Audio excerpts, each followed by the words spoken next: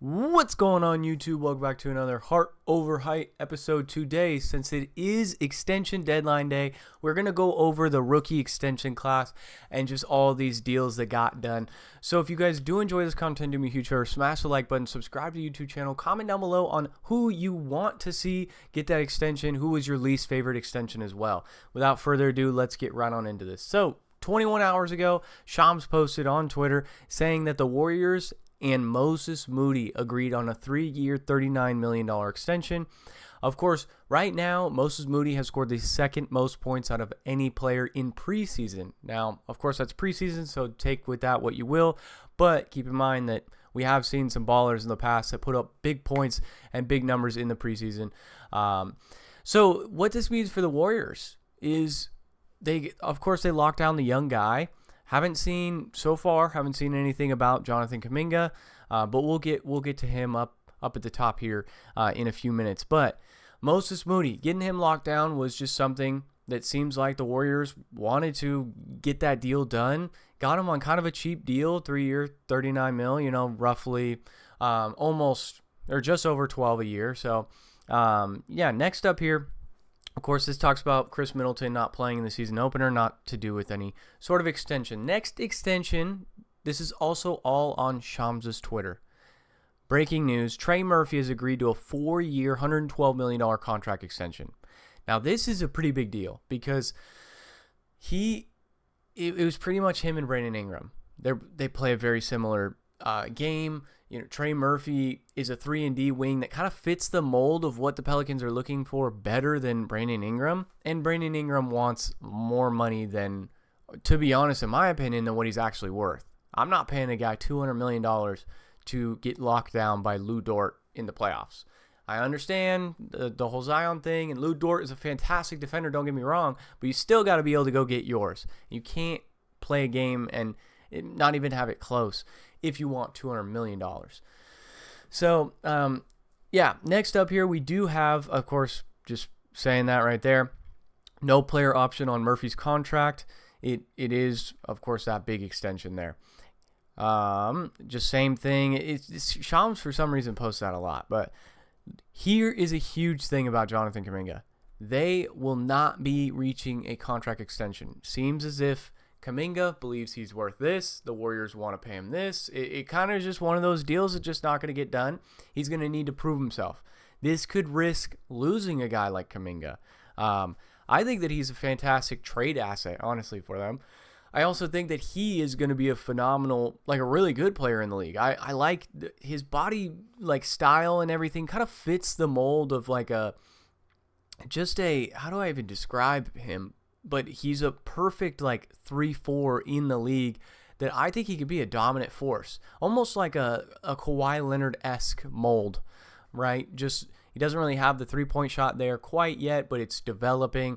And then, of course, everything else that he does, and he's so young, I think that he's worth a high-fly contract risk of some of these other teams, especially a younger squad like a Charlotte or even an Atlanta or a Detroit or something like that. Going and getting a Jonathan Kuminga would fit even Utah. I said that in the Lauri Markkanen package. Jonathan Kuminga would be the guy that they want. They don't want Moses Moody. He's not worth it. So they won't reach a deal, so who knows what that means for the future of Kuminga and the Warriors. But we'll talk a little bit. I have one more thing that I want to talk about with the Warriors. Breaking news here, Jalen Green has agreed to a 3-year, $106 million contract extension. Now, there is a player option in the third season, which gives him the ability to increase his career earning potential, meaning if he makes the All-NBAs and everything in this 3-year span, he does have the potential to opt out and then go and get in a bigger bag, something that we've seen many players do before. De'Aaron Fox is actually doing that or attempting to do that this season. If he makes All-NBA this season, he has the opportunity to sign some 5-year, $300-and-something million contract. It's insane. They locked down Jalen Green. They have a lot of options there for the Rockets. So much young talent. They have pretty much all the tools that they need to develop. Guys like Jalen Green, Cam Whitmore, of course they have Sengun, There's Jabari Smith, Reed Shepherd, who they just drafted. There's a lot. Tari Eason is still on this roster. There's a lot of talent here. it just, clearly they do believe in a guy like Jalen Green. And then that 3-year deal is kind of good for him as well, giving him that player option.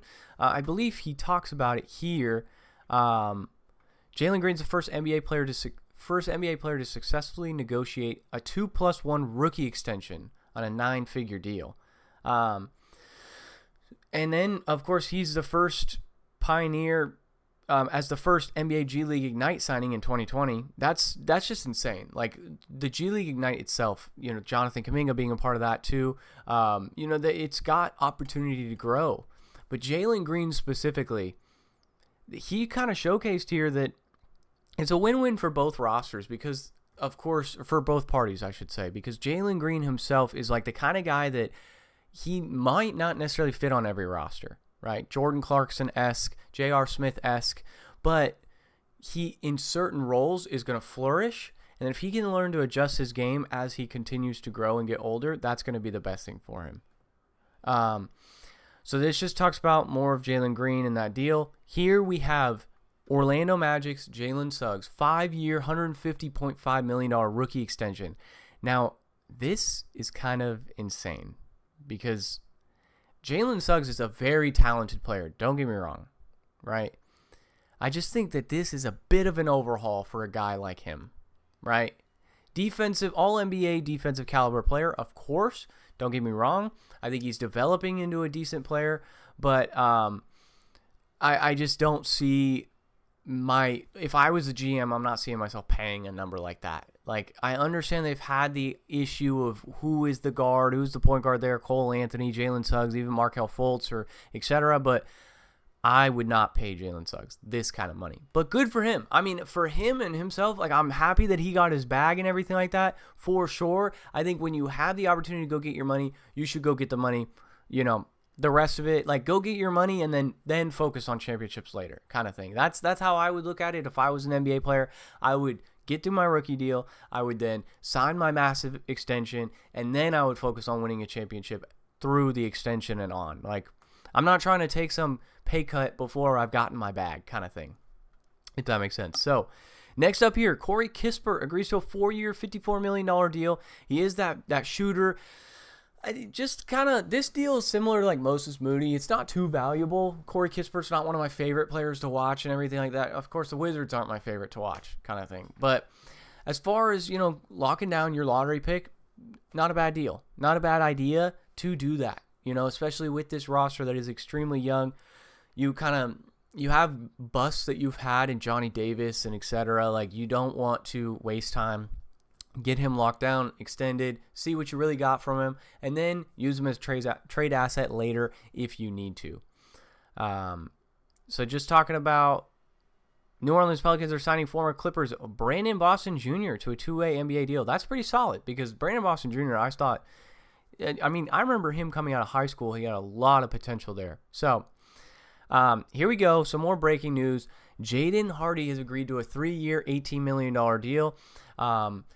He's only 22 years old. He averaged 7.9 points during his 2 seasons in Dallas. Now, for me, I thought for Hardy himself, he kind of needs a new environment because I think he's a lot better than the role he's given. The role he's given is he's like the 4th man off the bench, 5th man off the bench, kind of thing. Like, plays a lot of garbage time.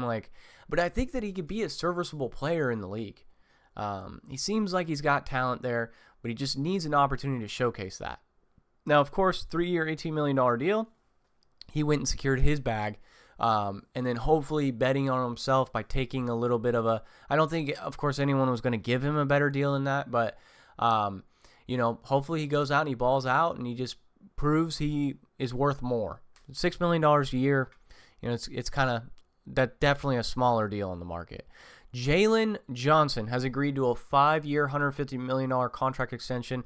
This is one of their guys. Jalen Johnson, high flyer, gets great passes from Trae Young. And then, of course, you have your core now. Trae Young, Jalen Johnson, Ricochet there. You're probably going to look to move off of a Clint Capella, a DeAndre Hunter if you can. Guys like that. But you got your 2 young guys for sure locked down. We are not super sure of the future of Trae Young.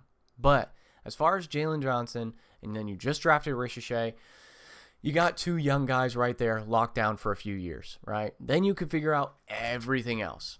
But look at all these. Rich Paul's getting deals done. I mean, like he really is. Rich Paul is getting some of these deals done that it's phenomenal to see. So, all right, let's talk about players who were extended this offseason. Of course, Cade Cunningham got his 5-year, $224 million deal.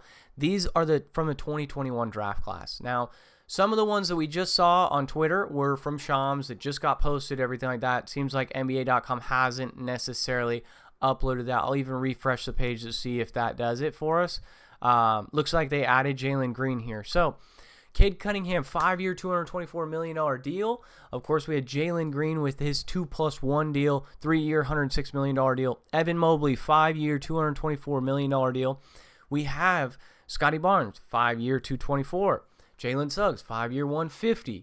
Franz, 5-year, $224. Corey Kispert, 4 for $54. And then Trey Murphy, 4 for $112. Now, these are just some big names. Of course, by the time that this video being released, I haven't seen Sengun's name whatsoever. So who knows whether he's actually gotten that extension. Of course, we saw that Kuminga had not gotten an extension yet. But if you guys did enjoy this content, do me a huge favor, smash the like button, subscribe to the YouTube channel. The NBA season is opening up tomorrow. The NBA season starts tomorrow. Excited for it. I'm going to be covering content for y'all. So do me a favor, like, sub, comment down below. Again, it's been another Heart Over Height episode, and I'll catch you guys in the next one. Peace.